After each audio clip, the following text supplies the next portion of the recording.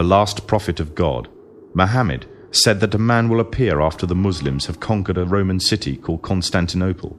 He will first appear as a tyrannical king, then he will be claimed to be a prophet, and finally, he will claim to be the Lord God himself.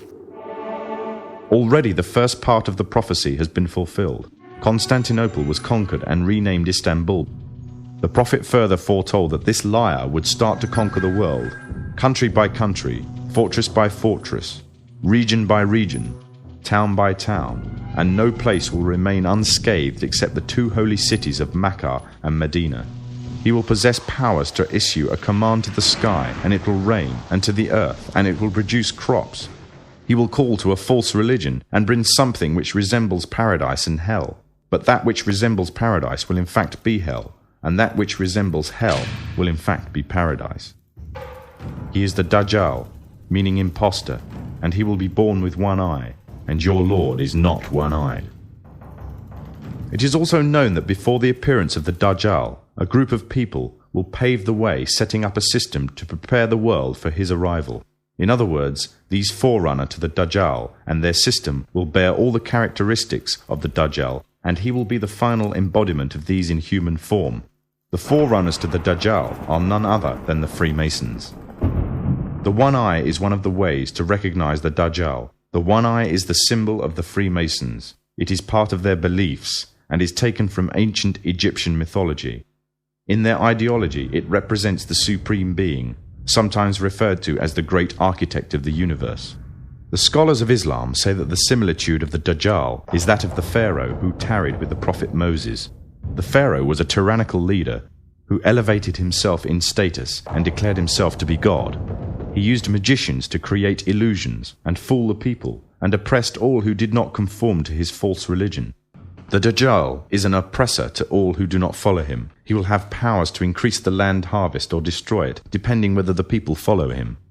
Similarly, the Freemasonic West, through the World Bank, hold the Third World nations to ransom if they do not act in accordance with their wishes.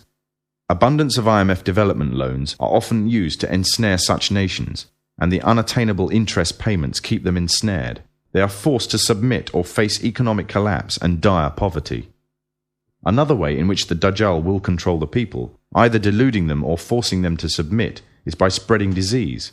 He will have the ability to spread disease or cure it, effectively playing God, and with this power, he will delude many to his false religion. The Freemasons also play with people's lives in this manner. Evidence exists showing that many viruses have created or mutated in military labs and later used in experiments on human beings. And it has been established that AIDS is a man-made tool used to suit the purposes of Masonic West. The Dajjal shall try to strip God of all of his divine attributes and claim them for himself. This arrogance is also the way of the Freemasons, who are engaged in replacing the laws of God with those that are man-made and claiming justice across the land, trying to see and hear everything, using genetics to alter and to improve the creation to reach their false standards. Their arrogance knows no bounds, and they obey no law but that of their own making. These are the forerunners to the Dajjal. These are the Freemasons. The time of the Dajjal will be years of confusion. People will believe a liar and disbelieve one who is trustworthy, and those who rebel against God will have a say in general affairs.